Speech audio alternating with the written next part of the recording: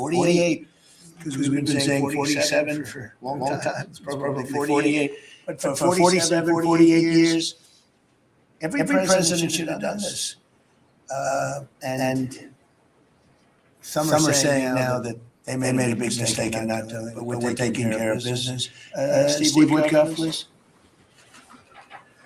Mr. President, it is my distinct honor to be a member of the Cabinet and to report to you and your team on our negotiations with Iran.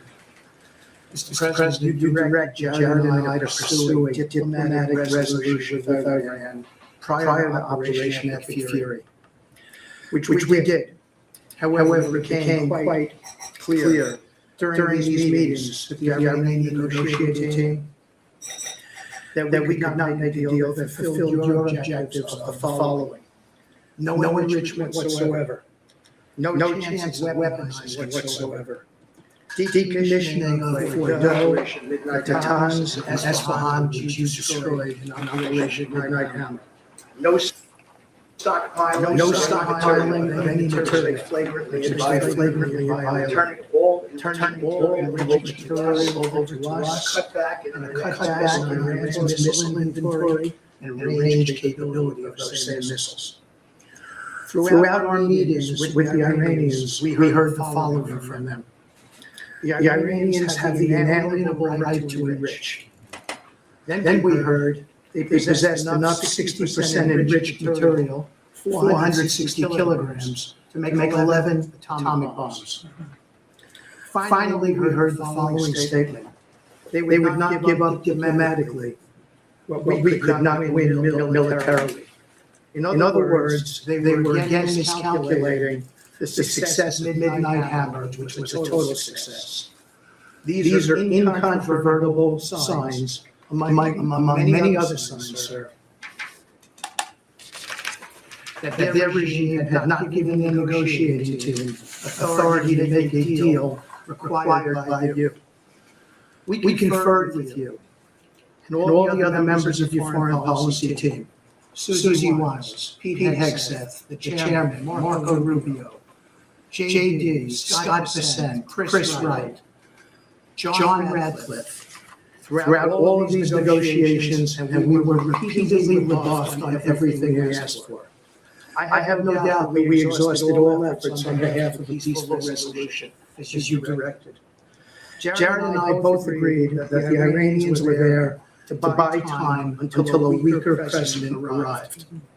This was a flawed strategy, as your clear direction was to never allow Iran to obtain a nuclear weapon today or any time in the future.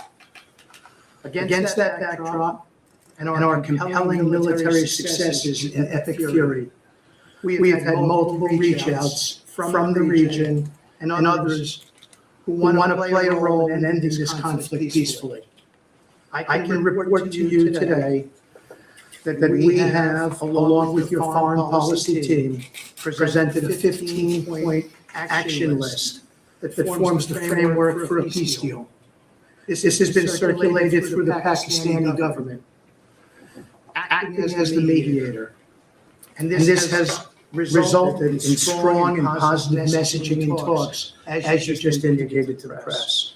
But these are sensitive diplomatic discussions, and you have directed us to maintain confidentiality on the specific terms and not negotiate through the news media as others do.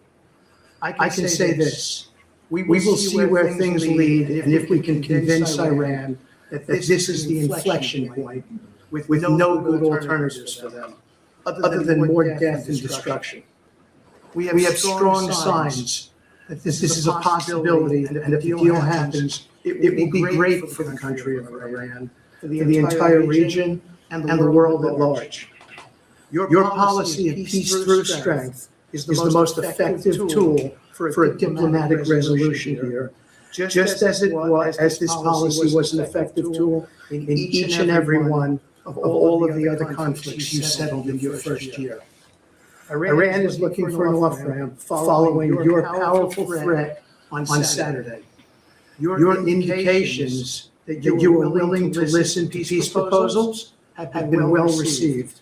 You've instructed us that your preference is always peace, and that we should make that our priority. We have delivered that message, sir, along with the 15 points for peace. Finally, we have told Iran one last thing. Don't miscalculate again. Thank you very much. Good job. You're doing a great job. Everybody around this table is doing a great job. Pete Hegseth, please. Mr. President. I'll start kind of where you left off, Mr. President. Thank you for doing the work of the free world and having the courage to step up and stop the Iranian terror regime from holding the world hostage. That's really what it is. And 27 days ago, Iran had a modern military. Never in recorded history has a nation's military been so quickly and effectively neutralized. Operation Epic Fury is not an endless war. It's a decisive campaign with clear objectives to destroy Iran's offensive military capabilities and ensure they never obtain a nuclear weapon. This is stuff for the history books. This is stuff for legacy. Mr. President, you are acting now to ensure future generations do not have to live under the threat of a nuclear-armed Iran. However, you wouldn't know it if you listened to the dishonest hate Trump media, as you referenced. The folks here in the room, these cameras, they have a choice. You're either informing the American people the truth or you're not. Because I hear it from my people every day. Behind every headline you write, there's a helicopter crew in the air. And behind every news banner you write, there's a battalion on the move. And behind every fake news story, there's an F-35 pilot executing a dangerous mission. My message to the media is get it right. This actually isn't something new to me. Maybe a young guy, Mr. President, but I'm not a rookie in this realm. In 2007, I helped lead the surge, the public fight for the Iraq surge. Stood and watched people stand in the Senate and declare the war is lost before it even started. Who was that? It was Harry Reid. That was the Democrats and the media working hand in glove. Back then it was 3 years into a war. Now we're 3 weeks into an operation. But see, unlike Iraq, this isn't a tie. This is not parity. This is not chaos. This is success. Pure American success on plan, and as the President said, ahead of pace. Over 10,000 enemy targets destroyed, over 140, I think now you're right, Mr. President, over 150 naval vessels, some underground facilities destroyed, their defense industrial base in shambles, and overnight, not only did they not have a Navy, Mr. President, they no longer have a Navy commander. IRGC's Navy commander was killed overnight in operation. So no Navy, no Navy leader. Now that here's the thing about the media, though. If President Trump had not acted, you'd be screaming, why not? And now that he has taken decisive action, you're asking, well, why did you? It's the same old tired playbook, TDS in your DNA. But the hard-working, God-fearing, patriotic Americans out there know better. And you alluded to this, President Obama, Mr. President. Here's a fact you don't hear on your networks, but we know. Many of the Iranian military factories and bases that we're systematically destroying were paid for by the pallets of American cash that Barack Obama flew into Tehran under the Iran deal. You might call it an inconvenient truth. Iran took our money and turned it into weapons and bunkers and ammo. And now we're destroying those weapons and we're writing your writing, Mr. President, that grievous wrong. And make no mistake, we had to act. And our objectives are clear. No nukes, no Navy, and a complete dismantling of their missile program and defense industrial base. And as Marco pointed out, that mission, and the VP as well, has not changed since day one. Yet, 2 days ago, they shot two failed missiles on a target 4,000 kilometers away. For years, they told the world that their missiles could only range 2 kilometers. Surprise. Yet again, Iran lied. And to the world, I say London is 4,000 kilometers from Iran. Washington, D.C. is 3,300 kilometers from Venezuela, another country President Trump did something about, that partnered for a long time with Iran. So you're telling us that Iran is not a threat to the world, that the U.S. President Trump knows better. And here's what success actually looks like right now. You mentioned it, Mr. President. 8-10 Warthogs, if you know them, you love them. and Apache helicopter gunships are flying strike missions inside Iranian airspace and throughout the Strait of Hormuz at will. See, you only send these slow, low-flying, close air support platforms when the enemy has no meaningful air defenses left. Their presence is proof that Iran's air defenses are gone. Their command and control is shattered, their top leaders hiding in underground bunkers, while their mid-level commanders are being crushed in the field. The morale of their fighters plummeting. We see that disconnect daily. They're privately admitting, as you said, Mr. President, very heavy losses. We know that. President Trump has given us a clear mission. Our capabilities are only going up and Iran's are plummeting. We are here to win, and we're full speed ahead. So Steve, we appreciate your efforts.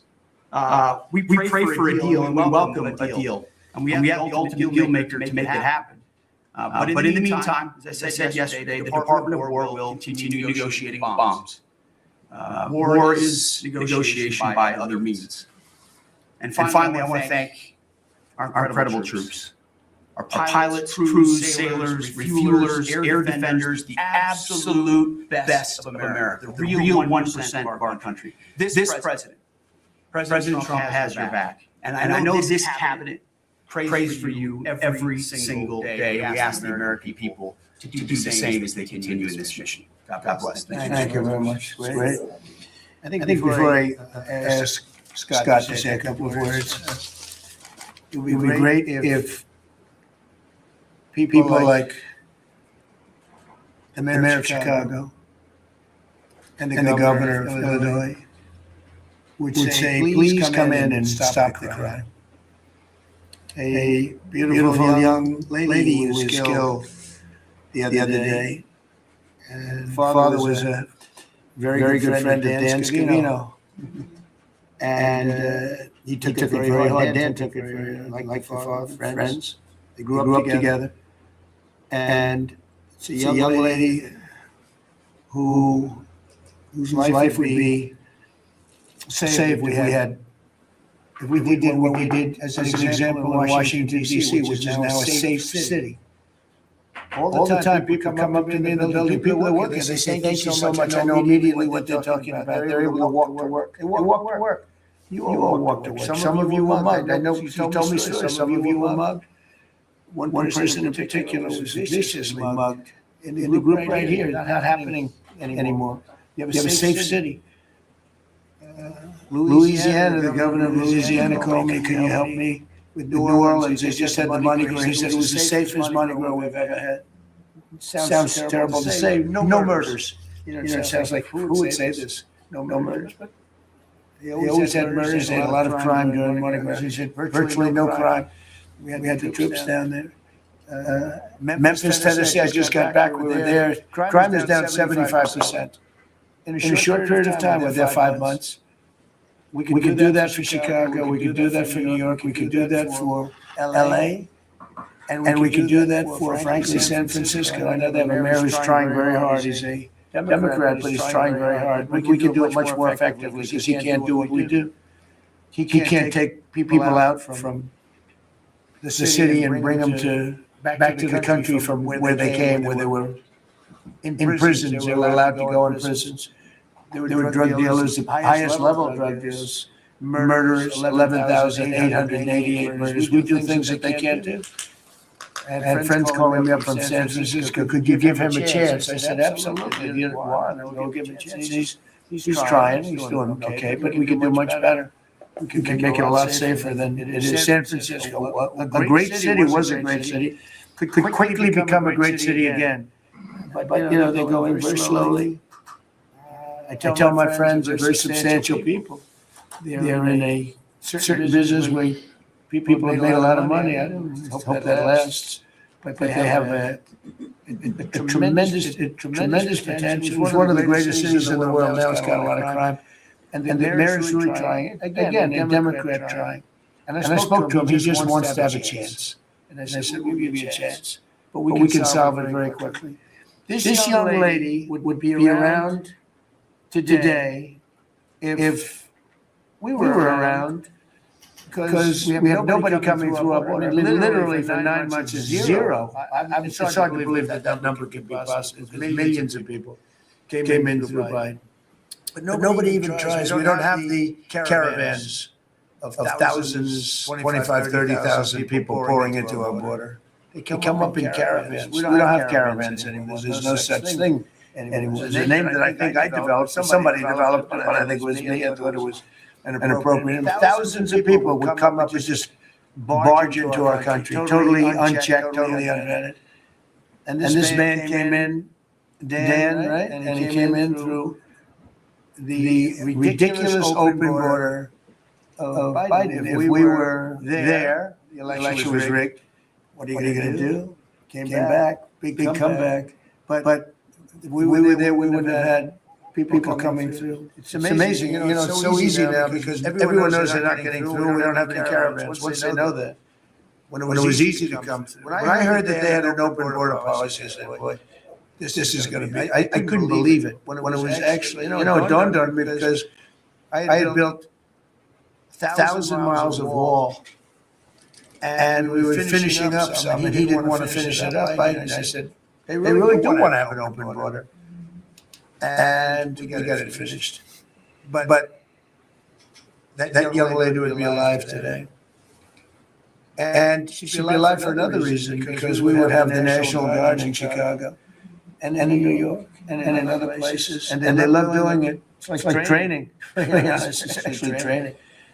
I never want to take them out of D.C. Maybe somebody later on will do it, but I never want to take. You know, people, they look, they say, we feel so good, we feel so safe. We see these beautiful, strong people.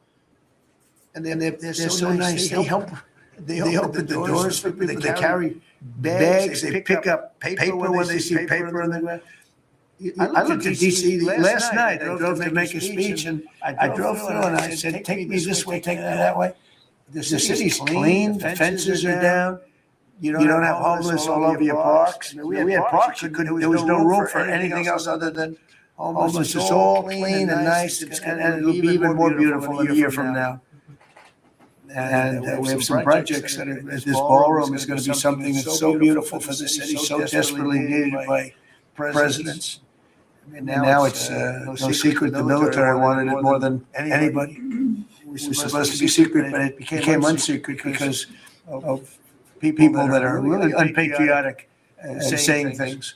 But that doesn't matter. Doesn't matter. It's going to be great. We're building an Arc, a triumphal arch, which will be incredible for the city. We're fixing up what was the Kennedy Center. I was honored when the board changed the name a little bit. Actually, it shows that the Republican and the Democrats have worked together. It's really something we work together. So I think it's a great symbol, actually.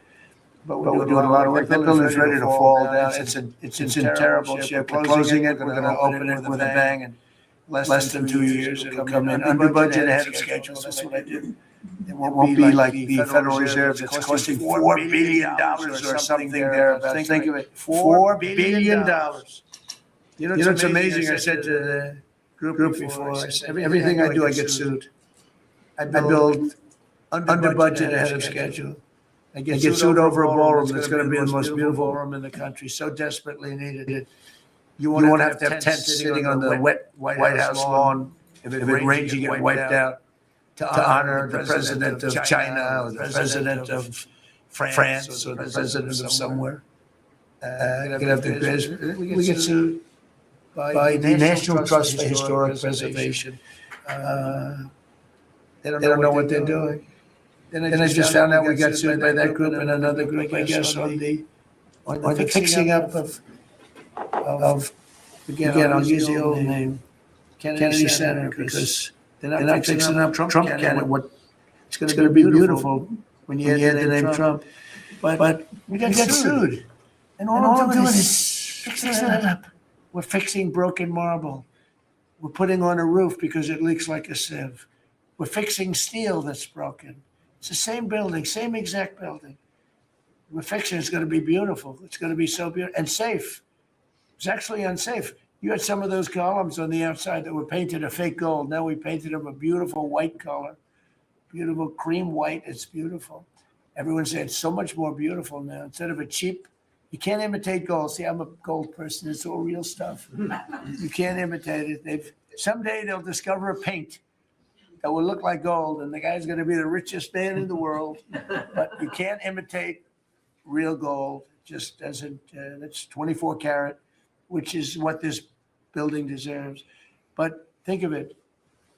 I get sued because I'm fixing up the Trump Kennedy Center. We're going to make it gorgeous and safe. We're fixing new windows, new this, but just all fix up. I got sued by preservationists. But you know who they didn't sue? The man that took this beautiful Federal Reserve building. That's small, much smaller than the hotel I built. I built the Waldorf Astoria Hotel down the road. And it was a beautiful job for $201 million. It's bigger, I think, than the Federal Reserve building.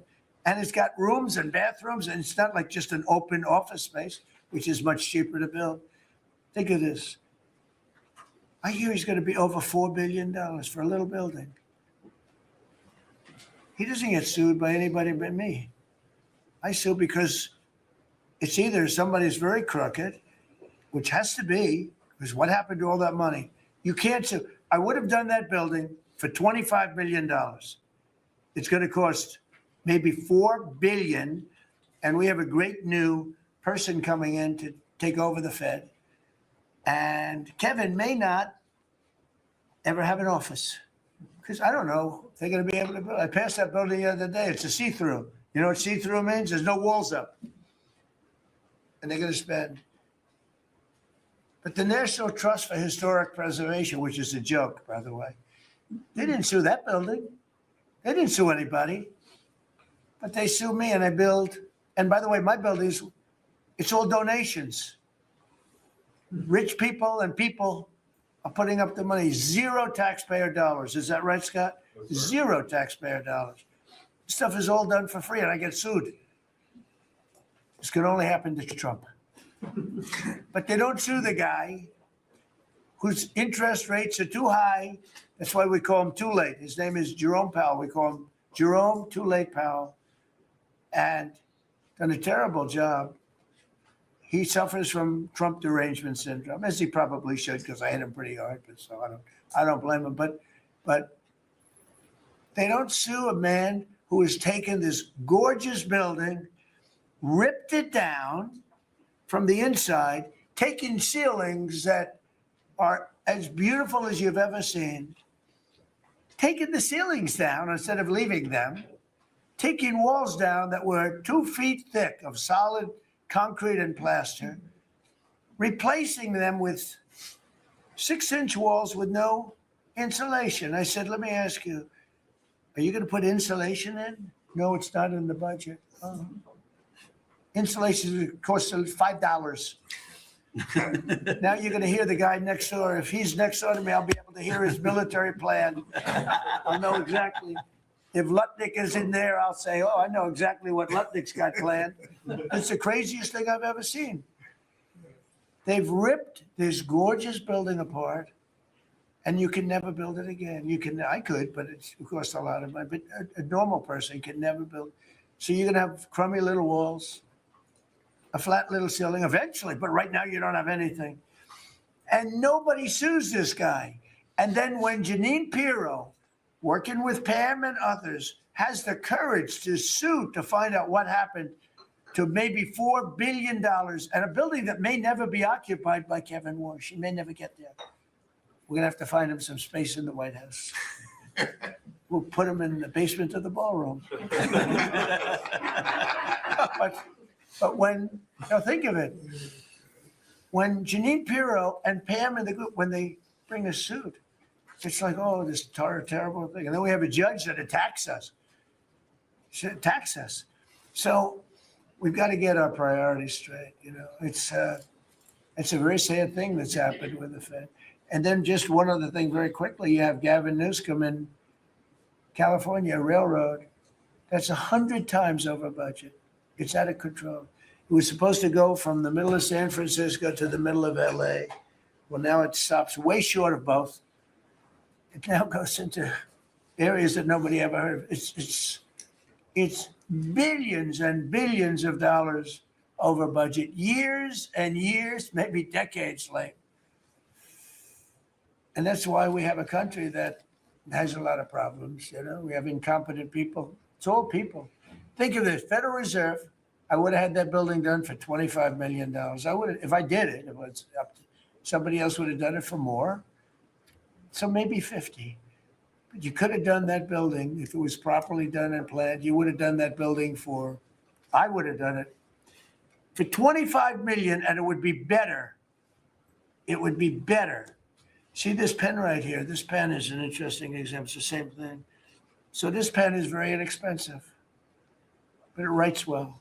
I like it. But I can't have the pen the way it was. You know what it is. I don't want to give too much publicity, but they do treat me well, Sharpie. So I came here, they have $1,000 pens.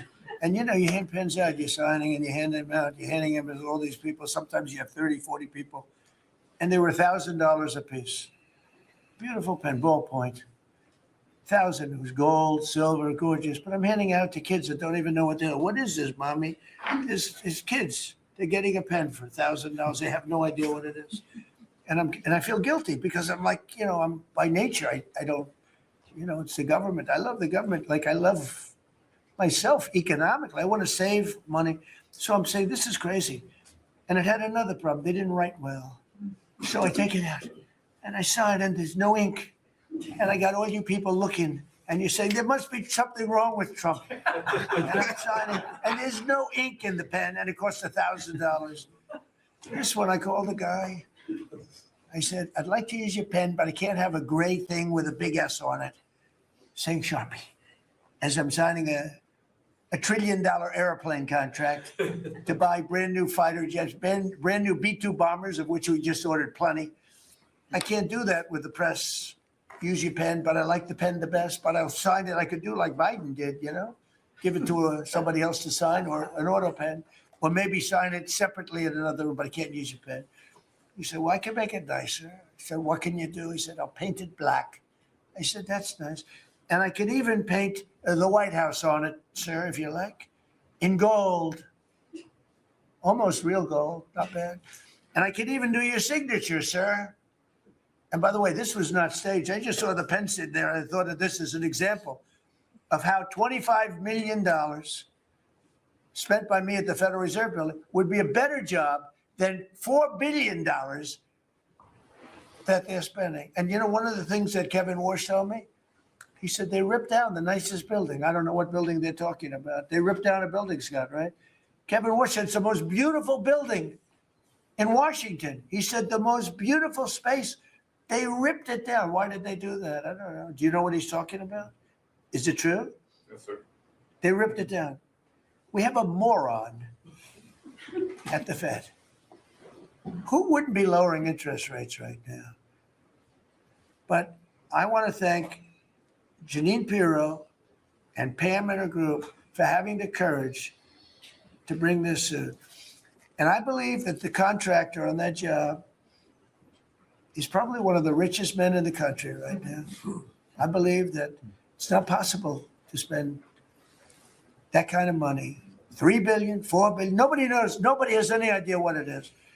But it's over $3 billion, and it's probably going to be over $4 billion by the time they finish. And it may never get finished.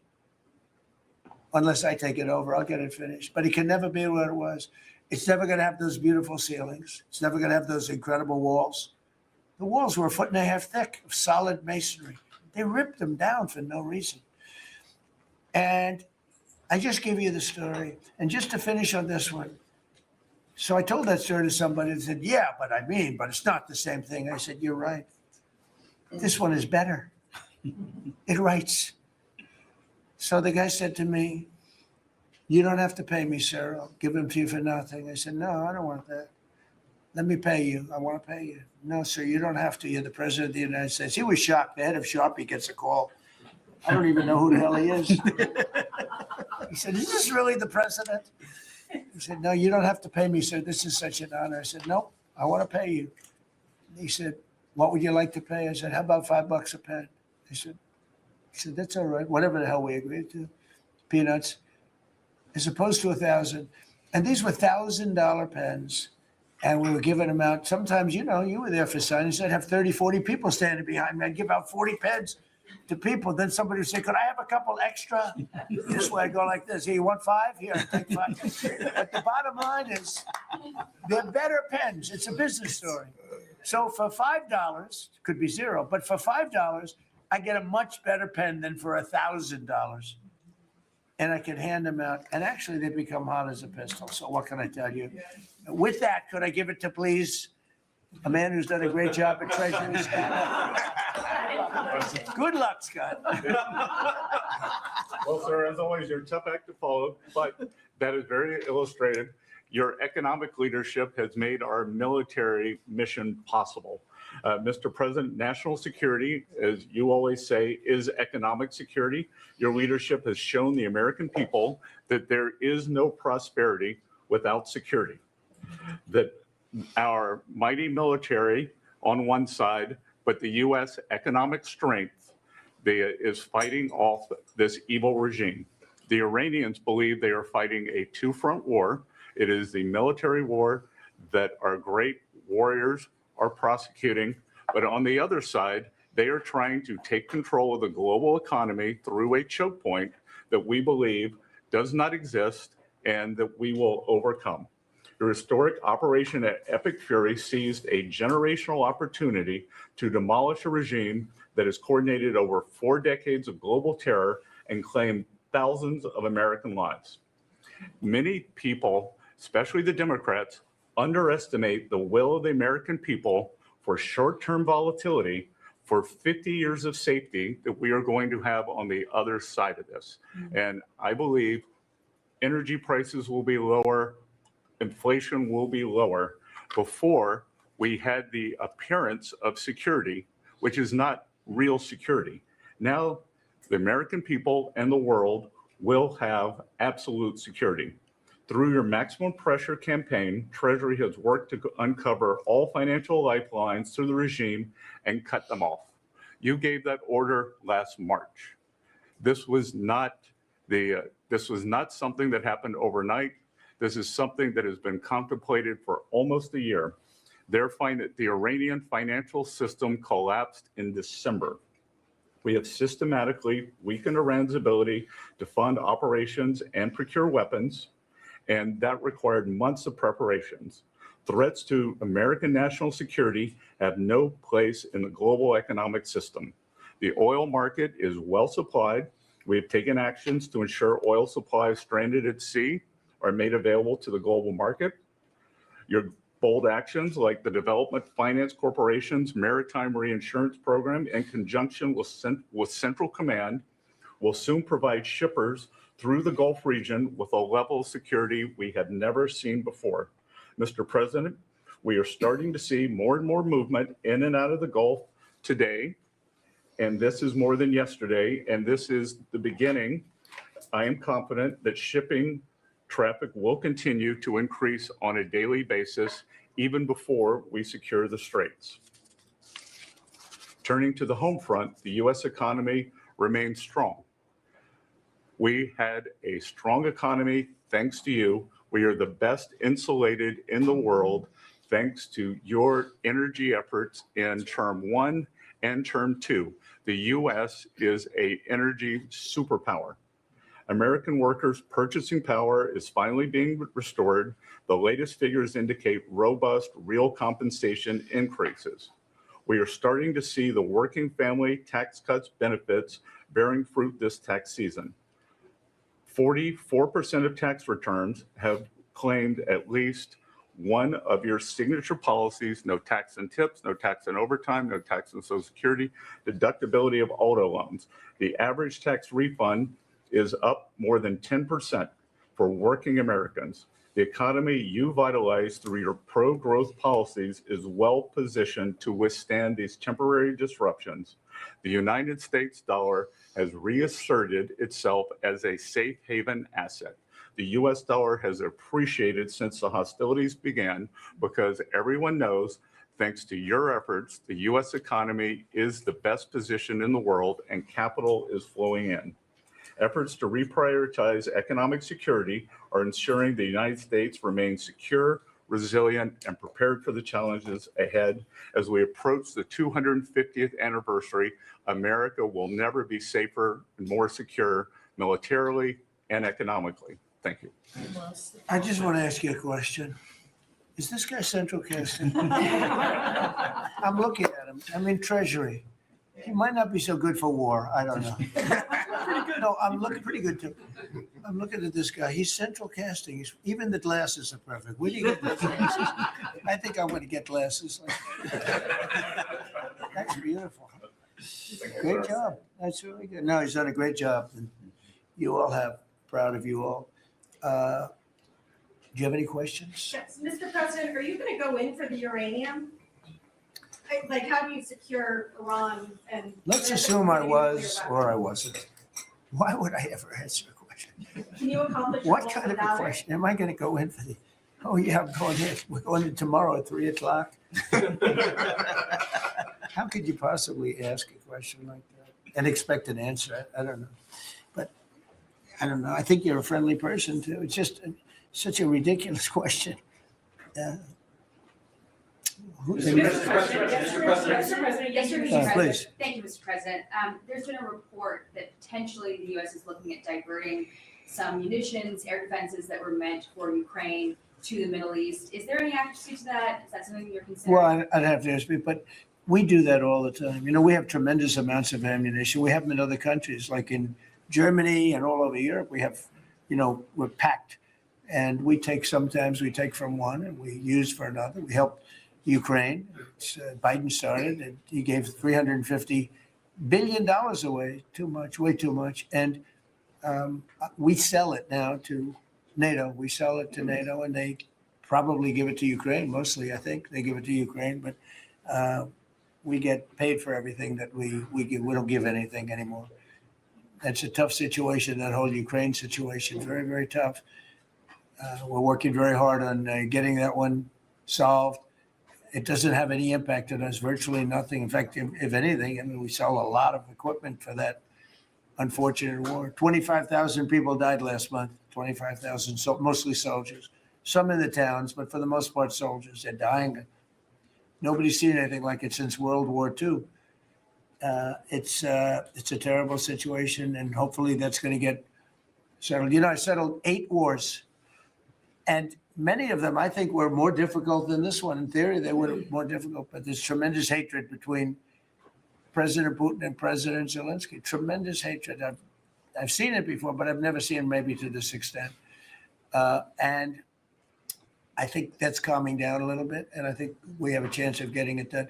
But it doesn't affect us thousands of miles away. That's why when I heard the head of Germany say, "This is not our war," about Iran, I said, well, Ukraine's not our war. We helped, but Ukraine's not our war. I thought it was a very inappropriate statement to make, but he made it. You can't erase it, but he felt that way. I said, well, you know, Ukraine's not our war, and it's not, but I would like to see all those young people stop being killed. I mean, they're being killed. It's like a slaughterhouse.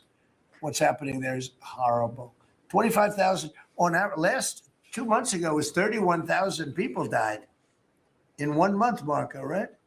I said, it's getting crazy. It's getting worse. Think of it. 31,000 soldiers, both Russian and Ukraine, died 2 months ago. 25,000 last month.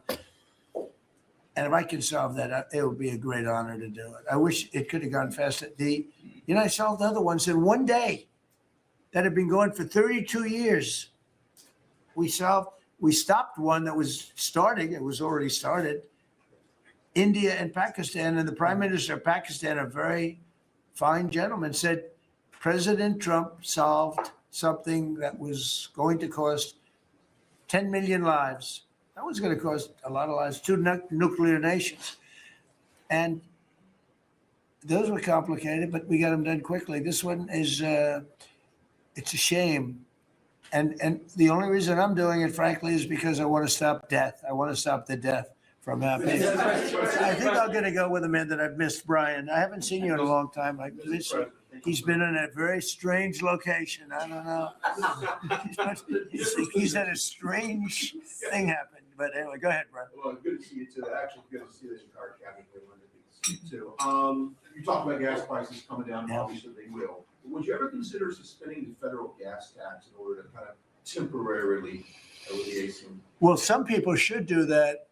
As an example, in California, every time prices go down, his prices go up because the gas tax is bigger than the tax itself, bigger than the product itself.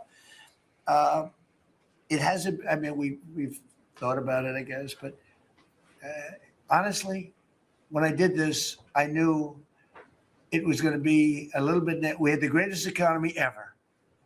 We had the greatest stock market in history. I said, we're going to take a little bit of a hit, a short-term hit. It's going to end up going much higher than it was, in my opinion. I said we're going to have a great stock market. Nobody thought we could get to 50,000 or 7,000 in the respective indices. Nobody thought that was going to happen, but it did in the first year. They said it couldn't happen in 4 years, that you wouldn't hit 50 in 4 years, but you could maybe get close. We hit it in the first year. And I said, this is a good time to solve a problem that you had to solve. And that's what I did. But the gas tax, people have talked about it. It's something we have in our pocket if we think it's necessary. And if I can follow real quickly, you just recently took off, Secretary Duffy, 17,000 truckers off the road that quite frankly could not speak English, which is a safety issue. Yeah. Could we ever extend that to Uber drivers, Lyft drivers, cab drivers? For someone who takes a lot of Ubers, a lot of my drivers can't speak Oh, well, that's not good. I didn't like that. Go ahead, John. So that's a really good point. The problem is that our states are the ones that issue these licenses. So with commercial driver's licenses, we do have some federal control. But again, we have thousands of people who can't speak the language, longstanding rule, and it's a safety issue, right? If you can't understand road signs, if you can't communicate with law enforcement when you're pulled over and communicate what's on your rig, huge problem. But the last administration, Mr. President, they let truck driving schools self-certify that they were qualified to train truck drivers. And so this is like the Leering Center. So you pay $800 and you get a certificate that you passed a CDL driving school. And again, they have no skills. They don't have the knowledge. They don't have the skills. They haven't gone through any of the testing. And then they get licenses and they're killing Americans on our roads. So it's remarkable, the rot that the last administration allowed to take place. We are ending that. And I need partnership with our states. Even California started to come on board. Even Gavin has started to play ball with us, which is surprising. Not all the way, a little bit of shocking. Mr. President. It's interesting because I just saw something that the nursing home business and the daycare centers in particular, they went out and inspected them in Minnesota and they didn't exist. They're knocking on, there happens to be a young man, Nick, nice young man. He's done a very good job. They're knocking on doors. It's like homes. And they're getting hundreds of thousands of that. They didn't exist. And in California, it's worse. It's even worse. And I spoke with Russell Vogt. I said, Russell, don't send them any money. He said, but we have a court order that we have to. Can you believe it? A judge. The judges are really hurting this country. Our judges, Justice Roberts doesn't like what I say, but the judges are really hurting this country. And frankly, the justices, the Supreme Court, has really hurt our country too. Mr. Mr. President, do you have a new deadline, given that there are some talks now? Do you have a new deadline before taking? No, I'll announce it. I mean, right now, you're talking about a deadline for doing some pretty big damage, even bigger than we've done. We'll see. Look, we have very substantial talks going on with respect to Iran, with the right people. I told you about a present, right? Steve, can I reveal the present? You can do anything you want. Thank you.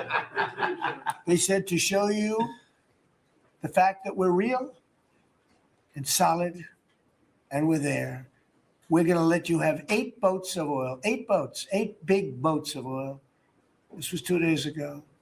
And they'll sail up tomorrow. That was 3 days ago. And I didn't think much about it. And then I watched the news and they said, a very good anchor, actually, happened to be Fox.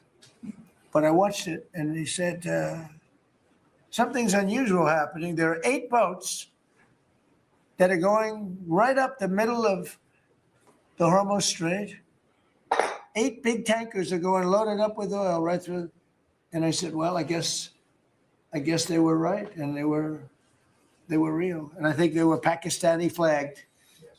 And I said, well, I guess we're dealing with the right people. And actually, they then apologized for something they said, and they said, we're going to send 2 more boats.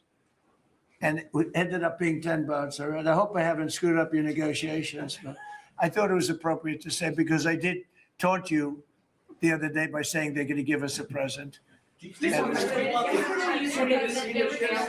Yeah, there were 2 illegal immigrants who were arrested at San Francisco airport for ignoring deportation orders. At the same time, as you highlighted, really great reception from American travelers for ICE agents. Is there a PR aspect of this that can allow future deportations to go on with less protesting, less outrage? Yeah, it's amazing because by putting ICE there, look, the press was very unfair to ICE. So was everyone else. These are great American patriots. They have a tough job. They have to find murderers and take them out of our country. I wouldn't want to do it. You wouldn't want to do it. Most people wouldn't want to do it. They do it. And, 11,888 murderers. And that's murderers. That's not drug dealers. That's not lots of other things. It's not people from mental institutions. Entire jail populations were released from major countries and let into our country through the open border. And ICE has done an amazing job. I wouldn't want that job. It's a tough job, dangerous job. So what happens is by putting them at the airport, and I just said, do me a favor, take off your masks. And they did for that. Not for when they're looking for some, cold-blooded killers and they're in the, but for that. And they did. They took them off. And the passengers, I see the interviews of people. They're saying, these are nice people. One person said, he's a very strong man, but he's a nice guy. He grabbed my bag. He helped the woman with a bag that she couldn't lift. And I'll tell you, I don't want to use the word rehab because there was nothing to rehab, but rehab from the press, because the press is so tough on them. And these crooks in Minnesota, these crooked politicians and dirty cops. They're dirty cops, they're dirty politicians. Waltz is a dirty, crooked politician. And the attorney general is a crooked guy. He's no investigations. And I hope JD is going to do a great job. He's in charge of it now with somebody who's very talented. But I think it's easy stuff. They say $19 billion, think of it, is missing. 19 billion. If we would solve half of the fraud problem, Pam, in this country, we would have more than a balanced budget. We'd have a surplus. And in the case of Minnesota, it's very Somalia oriented. Think of it. These people come from a crooked country, disgusting country, one of the worst countries in the world. Acknowledged to be one of the worst countries in the world. Some people say it's the worst. They have no money, they have nothing. They come to our country, low IQs, and they rob us blind. Stupid people. And they rob us blind because we have crooked politicians and we have dirty cops. The attorney general is a dirty cop. It's my opinion. It's only my opinion. And something should be done about him. Let's see what kind of a job he Mr. can President, do. yesterday you said that you hate mail-in ballots. Excuse me? Should Iran be able to charge a toll for the Strait of Hormuz? They're charging some vessels to go through. Oh, yeah. Well, should they be able to? I mean, they shouldn't be able to, but they're doing it a little bit. I don't know. Look, their capability is a lot less than it was 2 weeks ago. And with every week and every day, frankly, it gets less and less. All I can tell you is they're begging to make a deal. So let's see what happens. We may make Mr. a President, yesterday you said that you hate mail-in ballots. deal. Tell me about mail-in ballots. Go ahead. You may not use the mail-in ballot. You probably said, yeah, I did. Why did you You know use what? that? Is Because there I'm a bias? president of the United States. And because of the fact that I'm president of the United States, I did a mail-in ballot for elections that took place in Florida, because I felt I should be here instead of being in the beautiful sunshine But you taking. were in Palm Beach, sir, the last few weekends. That's right. And I decided that I was going to vote by mail-in ballot because I couldn't be there because I had a lot of different things. But we have exceptions for mail-in ballots. You do know that, right? So if you're away, we have an exception. If you're in the military, we have an exception. If you're on a business trip, we have an exception. If you're disabled, we have an exception. And if you're ill, if you're not feeling good. So I was away, mostly in Washington, D.C., so I used a mail-in ballot. But I appreciate the question because I know it was so well-meaning. Yeah. Mr. President, I actually just looked up the company that owns Sharpie and they stopped turned positive. And she mentioned. By the way, they deserve it. Yeah, question on It's a that. good product. So you gave a 5-day deadline. With oil tankers going through the Strait of Hormuz, is that a condition to move that 5-day deadline? Well, we don't want anything impeded. We want ships to go through. We don't know that they've dropped any mines, by the way, because we blew up all their mine droppers, right? We blew up every one of them. They're going to have to take them out on a rowboat or something. I don't know how the hell they get out there, but we don't really know. You might speak to it. We don't know. There could be a few of them out there, but that's a lot. If you have $1 billion ship and you get hit by a mine, it's not the greatest thing in the world. So if you think the problem with that, that's not like you've decimated a military. If you think there may be a mine, that's a bad thought, and it stops things up. How are we doing in that regard, Peter? Mr. President, you're right. We have so heavily degraded their coastal defense capabilities and their naval capabilities that any strategic or operational attempts to do those types of things are extremely limited. And we continue to move over the top of that. Now, whether Iran makes a wise choice or not to try to execute that is part of how this deal comes together. But with every passing day, the military pressure that we're putting on them lessens their ability to really hold that militarily at issue.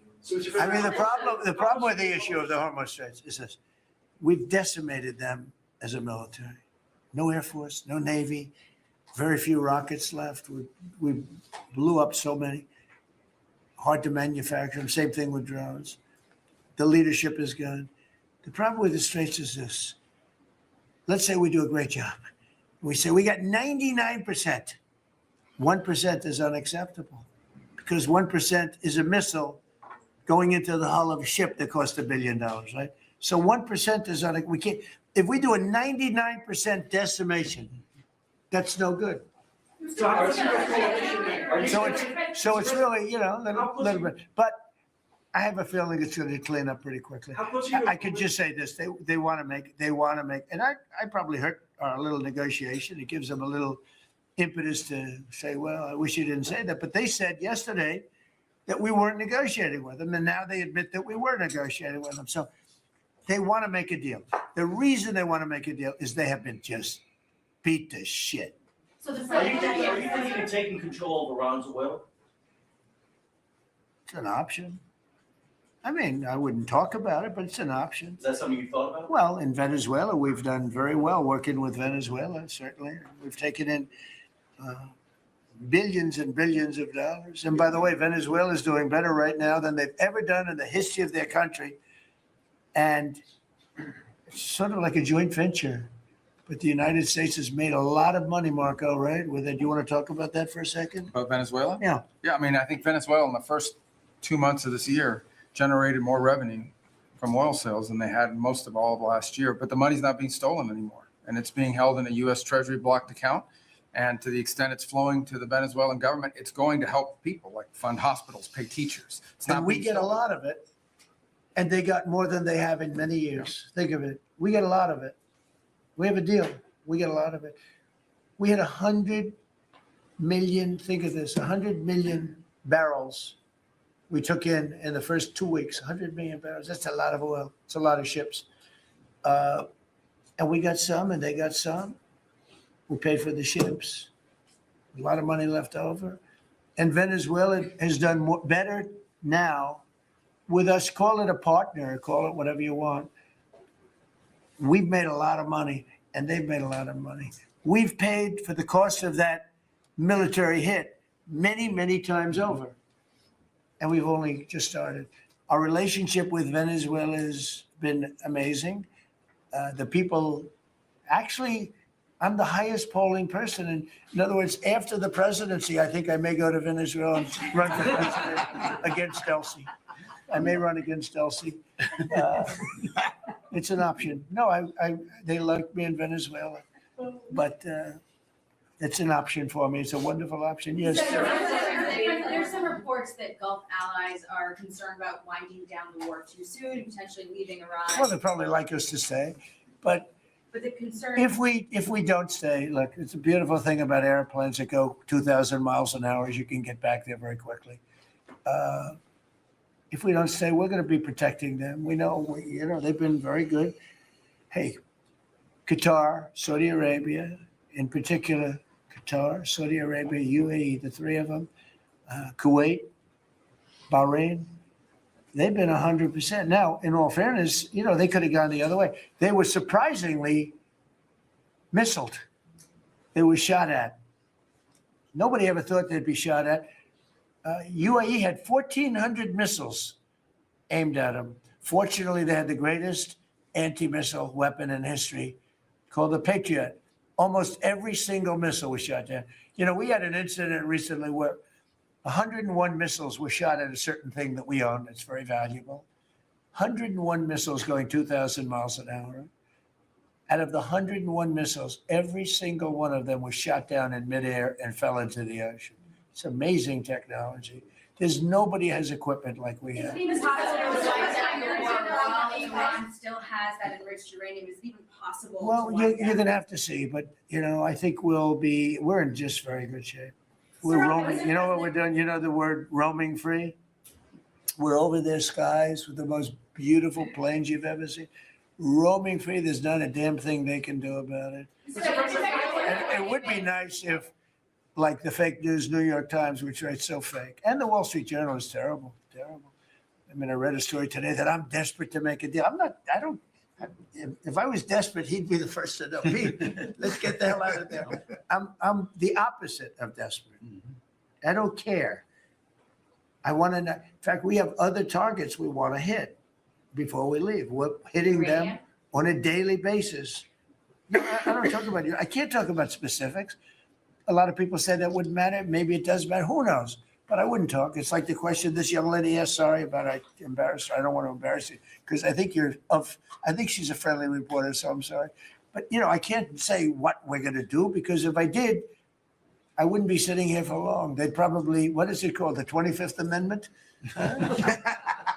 They'd institute the 25th Amendment, which they didn't do with Biden, which is shocking. The hard thing is really safe enough to leave the region because Steve said that they've got enough uranium to make 11 bombs. That's a very scary thing. So, well, it's again, I can't talk to you about that. You're asking me a question. You're essentially saying, will I go in and do something?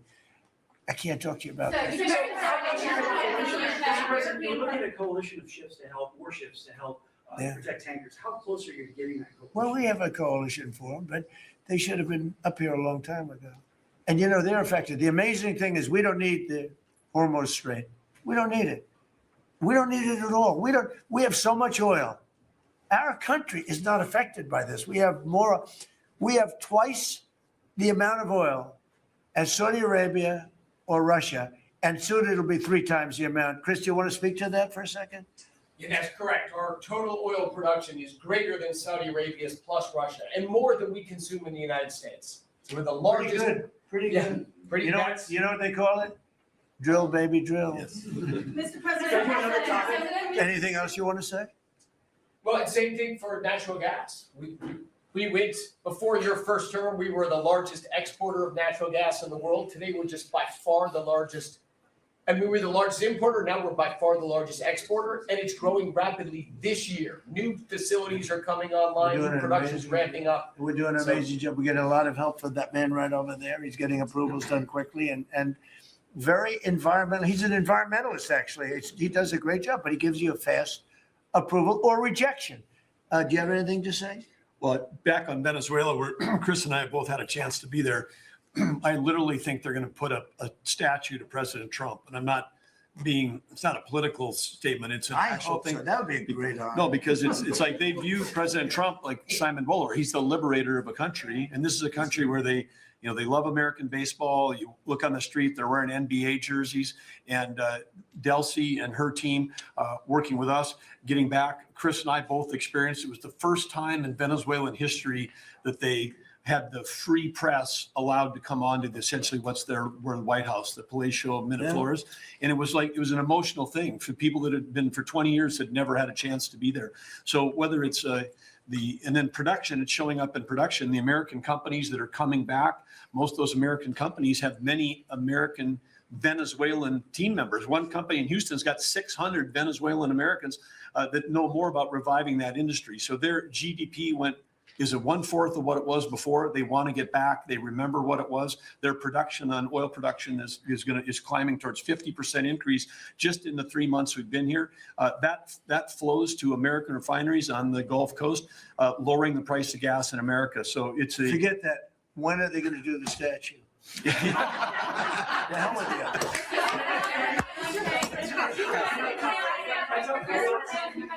Thank you. You've been really honest about how disappointed you are in Sir Keir Starmer, particularly in relation to Iran. So I'm curious about your phone calls with him, how easy they might be. And also, were you surprised by... Are we talking about Starmer? Yes. Are you surprised by how weak... I think he's a lovely man. I do. I think he's a lovely man, but I think he did something that was shocking. He didn't want to help us.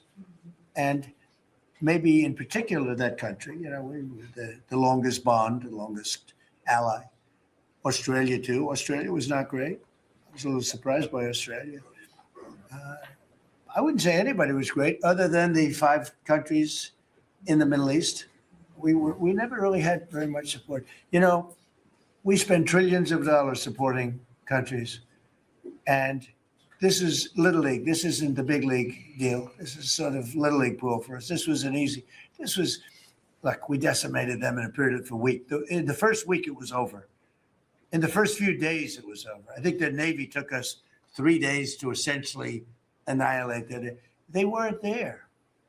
So if there's ever a big one, which I hope there's not, but if there's ever a big one, I don't think they're going to be there. And that's not fair. And we have to remember that as a country, because we spend trillions of dollars protecting Europe, protecting the countries of NATO. They weren't there for us for small time. This is small time. You know what? Venezuela is a big deal, but it's not the big one. They weren't there. So what makes you think they'd be there if we needed them for something? And your prime minister was not there, as you know. He was there after we won. He said, we'd like to send some ships. I said, we already won. We don't need them anymore. Can you explain why he was reluctant to help? Why what? Why he was reluctant to help with Iran? He didn't have to. I didn't ask him. I just said, just tell me no. I mean, we're always going to be there, or at least we were. I don't know about anymore, to be honest with you. I would have to be honest. We were always there when they needed help. We always would have been there when they needed help. I mean, think of it. We're there to protect Europe from Russia. In theory, it doesn't affect us. We have an ocean, big, fat, beautiful ocean. But we're there to protect NATO, to protect them from Russia. But they're not there to protect us. It's ridiculous. It doesn't make sense. I tell you, a lot of people were big NATO people. I was never big. It was okay. I got them to pay 5%. By the way, they haven't paid it yet. You know that. I got them to pay 5% from 2% to 5%. They didn't pay it yet. I got them to pay up to 2% because they weren't paying the 2%. Then I got them to pay 5%, which they should be at. And we had a lot of, that was great. Oh, only Trump could do it. But the problem is they haven't paid. Because if you look at the numbers, they haven't paid yet. So we were there for them, but they were not there for us. Did we need them? No. I never thought we needed them. I was more doing a test. I said, I really would love to have you come up. Bring your boats. You can sail through the beautiful Hormuz Straits, and you can protect people that are being shot at. They didn't do it. And that's small potatoes. Do you understand what I'm saying? Yeah, I do. Go ahead. I was just going to say, does it affect the state visit with the king? gonna happen in April? Are you looking forward to that? With the king? With the king No. coming in? No, he's a friend of mine. He's a great gentleman. As you know, he honored me and our country. He really honored our country. But we had an amazing time. I've known him as Prince Charles. I know him as King Charles. I'm proud of him. He's fighting a tough battle. He's tough. I think he's a fantastic. It has nothing to do with that. It's different. But he's gonna be here very soon, as you know. We're gonna have a state dinner. It's gonna be great. But I was very disappointed when the prime minister said, I won't be able to. It started with the island that the indigenous have claimed away from your country. And for some reason, you went for it. And all of a sudden, indigenous people that never saw the place, they never saw it. He was afraid that we would do something to insult because he's a liberal. That's the way they think. And when we needed the island to land that beautiful B-2 bomber, we were told we can't use it. We'd have to fly back to Missouri, which is a 17-hour flight, as opposed to a couple of hours. And I said, you gotta be kidding. Not good. They made a big mistake. Mr. President, is the Friday deadline for Iran, is that pushed back now, or and if not? I don't know yet. I don't know. Mr. Witkoff and JD and Jared will tell me whether or not they think it's going along. And if it's not going along, maybe not. And we have a lot of time. You know what? It's a day. In Trump time, a day, you know what it is? That's an eternity.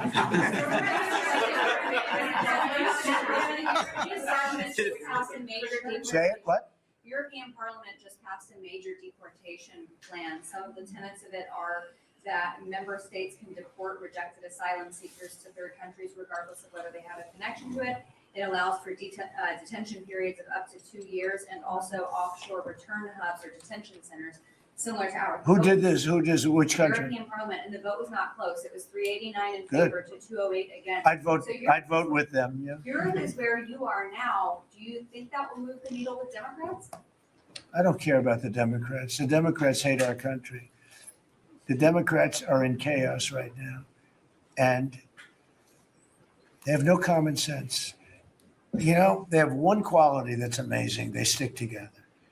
And it's harder because they stick together in a ridiculous policy like men playing in women's sports, open borders for everybody, including murderers and anybody else that want it. We're open to you. Come in, murderers. You know why they do that? They do that for a couple of reasons, but they do it for votes because they think they're going to vote for the Democrats. Even though I did great with the Hispanic vote, tremendous with the Hispanic vote. You know, I turned that whole thing around. The Hispanics like me and I like them. And you know, it's interesting with Hispanics. When I built the wall, everybody said, oh, that's going to ruin us for the Hispanic. It was just the opposite. They know all about immigration and they know all about death and crime, and they're smart people and they have common sense. They wanted to be protected from the people that were coming into our country. So, you know, I won the election with a very tremendous Hispanic vote, and I think it's higher now than it was then. So we're a party of common sense. The Democrats are a party of insanity. They're a party that will destroy our country. If I didn't win this election, I believe our country would have been destroyed by now. 1 year, that's all it would have taken. If you had Kamala or Sleepy Joe, either one, it wouldn't have mattered. They're the same thing. Two sleepy people, two stupid people. I believe, and by the way, Gavin Newsom, who is one of the candidates, I believe he took himself out of the running when he says he suffers from mental disability. And a reporter said it was terrible that I talked that way about somebody with mental disability. I said, I have no problem with it, but I don't want a person with mental disability to be my president. I mean, you don't want to have a person with mental disability being your president. And Gavin Newsom said that he can't read a speech. He can't do almost anything. And then he said he's as dumb as all the people in the room. And he got accused of being a racist, which was an amazing thing. I thought it was the worst interview I've ever seen anybody give. He's actually a very stupid person. So I believe he's out of the running. I think that statement, that interview, he admitted that he's a stupid person. I don't want a stupid person being president. You know, I'll say it right now. I say it because no press never reports it. I'm the only president that ever took a cognitive test. I took it 3 times. It's actually a very hard test for a lot of people. It wasn't hard for me, but it's a cognitive test. It starts off with an easy question. And by the time you get to the middle, it gets tougher. By the time you get to the end, very few people can answer those questions. They get very tough mathematical equations and things. I took it 3 times. I aced it all 3 times in front of numerous doctors that I have no idea who they are. And I was told when I went in, they said, Doc Ronnie told me this. My current doctors were fantastic doctors. They said, well, if you take it, it's Walter Reed. It's essentially a public hospital. And if you do badly, it's probably going to get out. But I aced it. I got them all right. And one doctor said, I've never seen anybody get them all right. I've been doing the test for 20 years. I want people, I would love to see anybody that's a president or a vice president or anybody that has any chance of being a president. I would like to see them take a cognitive test, because we had a man in this office that had no clue what was happening. And let me give you a little secret. He wasn't a smart man 30 years ago. And I'll tell you about President Obama. He wasn't a smart man either. I know all about him. He wasn't a smart man, highly overrated. He was a great divider. And our country can't go through that anymore. Can't go through. We have done an amazing job. I had to do a little stopover. I call it an excursion.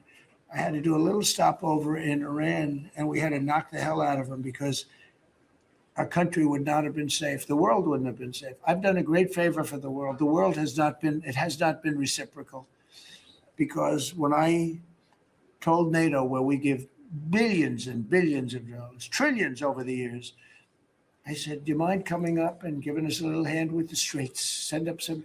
They didn't want to get involved. And I believe that's going to cost them dearly. Thank you very much, everybody. Thank you. Thank you very much.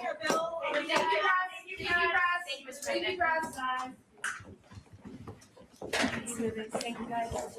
Keep moving. Thank you. Thanks. Keep moving, guys. Thank you, press.